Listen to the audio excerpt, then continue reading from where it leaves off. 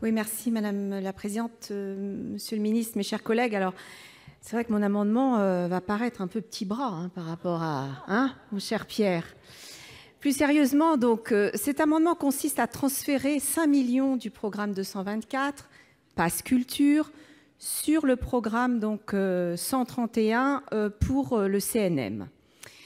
Alors, en audition, Monsieur le Ministre, puisque nous avons beaucoup parlé du Centre national de la musique, vous nous avez assuré que déjà vous trouveriez 5 millions d'euros en crédit de gestion. Vous savez fort bien, parce que vous connaissez bien le sujet, que 5 millions d'euros ne suffiront pas pour mettre à flot le Centre national de la musique. De toute façon, même les 5 millions supplémentaires que je vous demande de voter permettront peut-être de le mettre à flot, je l'espère, en tout cas sur la question de l'observatoire, de la musique, de la question du centre ressources, ce sera déjà un élément très important. Il faudra, je pense, encore un peu plus l'année prochaine pour le faire naviguer, pour faire en sorte que là, il soit vraiment en capacité de pouvoir exercer ses missions qui, nous le savons, vont être très importantes puisque le périmètre va être élargi, il y aura la question de gouvernance. Dans notre esprit et au nom de la Commission culture, il ne s'agit pas vraiment, mes chers collègues, de déshabiller Paul pour habiller Jacques. Et nous avons dit nos réserves sur le Pass Culture. J'ai dit moi-même dans mon intervention que nous vous faisions confiance pour faire en sorte que tous les écueils soient bien sûr évités. Mes collègues l'ont rappelé.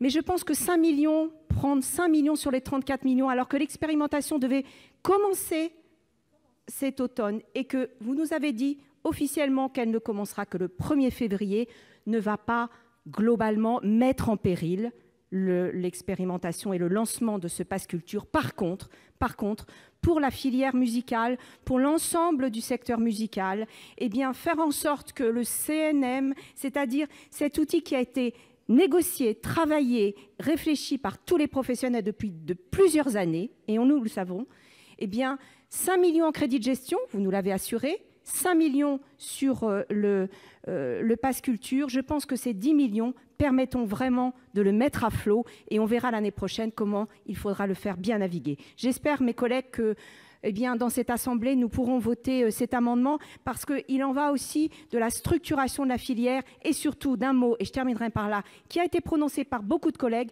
de la diversité musicale aujourd'hui. Merci. Merci, chers collègues. Avis de la Commission, monsieur le rapporteur spécial. Alors, sur le 138, M. Ouzoulias, l'avis est défavorable de la Commission, ça ne vous surprendra pas, puisqu'en fait, vous l'avez dit vous-même, il s'agit de supprimer le dispositif du Pass Culture, puisque vous prenez les 34 millions et d'ailleurs, vous coupez la poire en deux et vous les mettez, sans préciser donc sur quelles actions, dans les 2 autres programmes qui restent. Pour nous, cette expérimentation est nécessaire pour voir comment le dispositif va être utilisé, va être approprié par les jeunes. Il concernera 10 000 jeunes dans 5 départements, notamment la Guyane, l'Hérault, la Seine-Saint-Denis, voilà, le Bas-Rhin. Ça nous paraît important de pouvoir voir, et le Finistère, et ça nous permet important de voir comment ce dispositif va être utilisé et ensuite d'avancer. Et j'ajoute pour conclure que les crédits ne sont pas pris sur des autres programmes, ils ont bien été ajoutés pour pouvoir lancer ce Pass Culture. Avis défavorable. Avis du gouvernement, monsieur le ministre. Oui, merci Madame la Présidente, Mesdames les sénatrices, Messieurs les sénateurs. Sur le Pass Culture, encore une fois, Monsieur Ouzoulias, c'est une expérimentation. Je crois que c'est important d'essayer de créer cette application qui permettra, je l'espère, aux plus jeunes, aux jeunes de 18 ans et peut-être à terme à tous les Français, de pouvoir accéder d'une façon moderne aux offres culturelles, aux offres de pratiques culturelles à proximité, d'une façon géolocalisée, et qu'en plus il puisse y avoir, pour ces jeunes citoyens, dans leur autonomisation culturelle, si je puis dire, un accompagnement financier pour notamment ceux qui en ont le plus besoin est une chose qui me paraît aller dans le bon sens.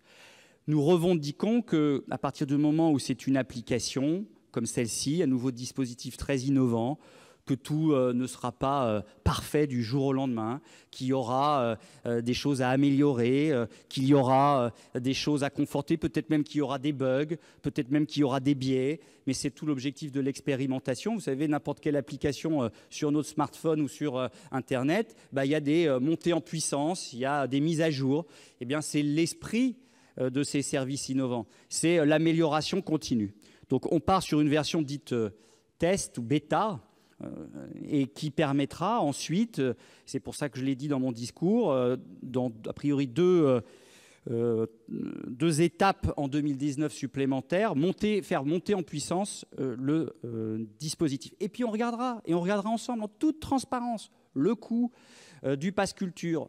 Est-ce que oui ou non ça satisfait les attentes des jeunes? Est-ce que oui ou non on atteint les jeunes, et notamment ceux qui sont le plus éloignés des offres culturelles et des pratiques culturelles? Est-ce que oui ou non on arrive à bien s'articuler avec les dispositifs des collectivités territoriales, des associations, des offres privées? Est-ce que oui ou non on touche notamment toutes celles et ceux qui offrent des pratiques culturelles? Je pense par exemple aux professeurs de musique, je vous donne un exemple comme celui-ci. Bref, est-ce que c'est un dispositif à la hauteur de l'ambition qu'on peut avoir collectivement ou pas? Et on regardera et on décidera. Il est bien évidemment pas envisageable d'avoir un budget de 450 millions d'euros à terme, puisque dans le dispositif tel que nous l'imaginons, il y aura des partenariats avec un certain nombre d'entreprises, avec un certain nombre d'établissements. Il y aura une part de ces 500 euros qui seront une valorisation en facial, mais avec ces partenariats, il n'y aura pas, avec ces entreprises ou avec ces établissements, de décaissement financier.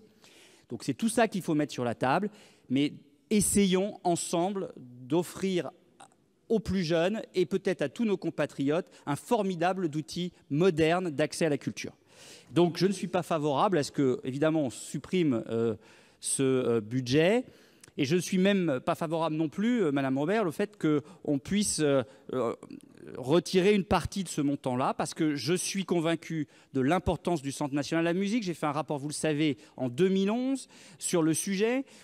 Le projet tel qu'il est imaginé aujourd'hui est un peu différemment, mais l'esprit est le même. On a besoin de fédérer la filière, on a besoin d'observer les pratiques, on a besoin d'accompagner à l'export cette filière, et nous mettrons en gestion les 5 millions d'euros nécessaires pour le lancement du CNM en 2019, et ensuite nous mettrons les budgets en 2020 pour permettre que le CNM, en lien avec les acteurs de la filière, puisse être un formidable outil au service de cette filière.